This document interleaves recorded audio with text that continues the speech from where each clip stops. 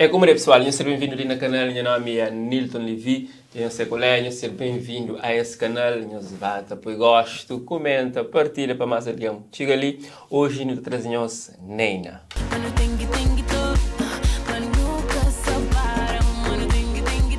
Neina Flamengo está para e tudo indica mação. Bem, para ficar e tem fazer música que está caindo no gosto de público. Com esse novo EP Oceano, que Flamengo inspira na oceanos, tudo que ele que viaja que está fácil de cá ver para o mundo, e está sempre em contato com o mar. Então, eu trago esse EP que aos poucos pessoas se tabata desvenda. Próximo tema também com o nome de Sigilo.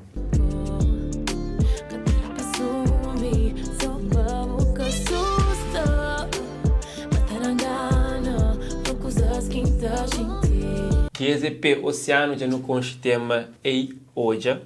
E tudo já estava escrito nas estrelas, não tem nem tudo para certo, só vou confiar na mim. Gitem. Depois eu vou ser de mel, nunca foi me que escolheu, ele ensina o que crê. Cubo.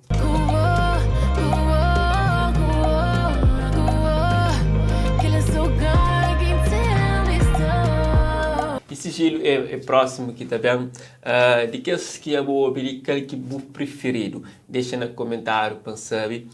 Neina foi destacado para deixar saber como artista cabo-verdiana mais sexy de atualidade. Você concorda com essa afirmação? Sim ou não? Deixa-me saber no comentário também.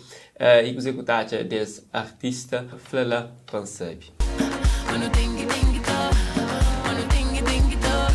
A verdade é que Neina cada vez mais se afirma como um artista que assim se marca se presença e se consegue ganhar legiões de fãs e isso é bom para consolidar sua carreira.